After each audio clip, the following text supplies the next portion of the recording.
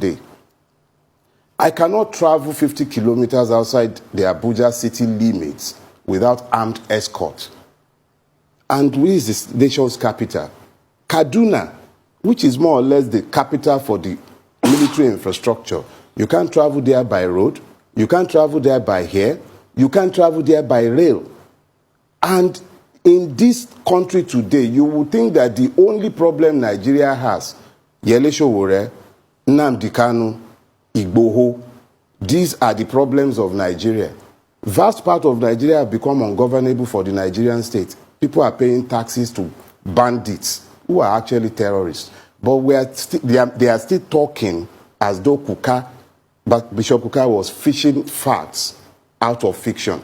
Reality is that each and every Nigerian, particularly those domiciled in the northern part of Nigeria, live with the reality of insecurity on a daily basis. It's their living reality. So when the government spokesperson comes out and attacks someone like Kuka, and I must say that someone like Reverend Azan Kuka, I've never met him before.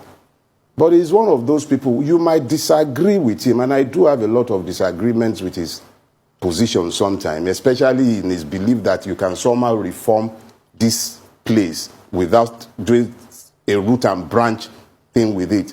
But at the end of the day, you cannot quarrel with the sincerity of his criticisms and his position. And to then have men who are denying what is before all of us that we can all see and say that, so what if they brought 100 Super Tucanos? How does it change the fact that Commodore Olawumi was on here? He said they have given names of Boko Haram sponsors to this government since 2018 or thereabout. Up till today, not a single one of those persons have been named in public or have been prosecuted. Up till today.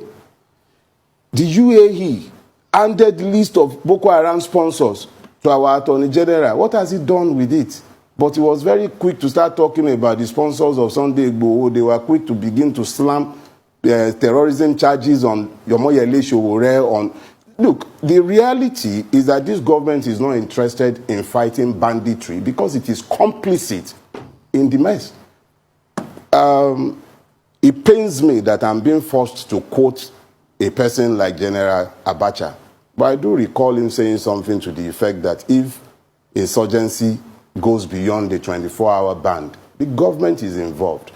I don't think it is beyond the pale to ask this government to simply tell us what it is that it knows that is already in the rumor mills that the rest of Nigerians have not been clued up to. At least the terrorists were unambiguous in saying that the president knows their demands. It is only right that those of us who are paying the price in blood and tears on a daily basis should also be allowed to know what it is, what debt has been owed that is unpaid. The Yorubas have a proverb, and I think I'll close this part of the question with that. They say that "Eni to sun la nji, eni kan o ki nji apiroro."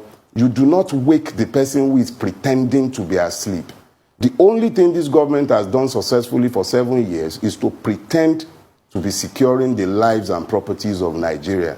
If you are talking about Americans refusing to hand you Super Tucanos, have you considered the fact that as of 2017, the Air Force went and bombed the refugee camp?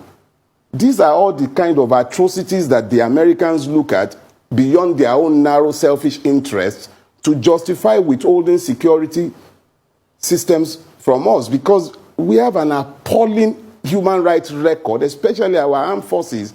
I can speak to that because of Lekki. I can. The Lekki toll gate is sufficient for me to speak to that. There is a panel of inquiry that has said that our armed forces killed innocent civilians with protesters holding flags. So do the Americans require more excuses to meet their own strategic goal? I can't blame the Americans. We are the ones who need to decide what it is that is in our own strategic, selfish interest. Ukraine, tiny Ukraine, is showing the world that you sometimes presume too much when you think you know it all and you have all the indices in your hand.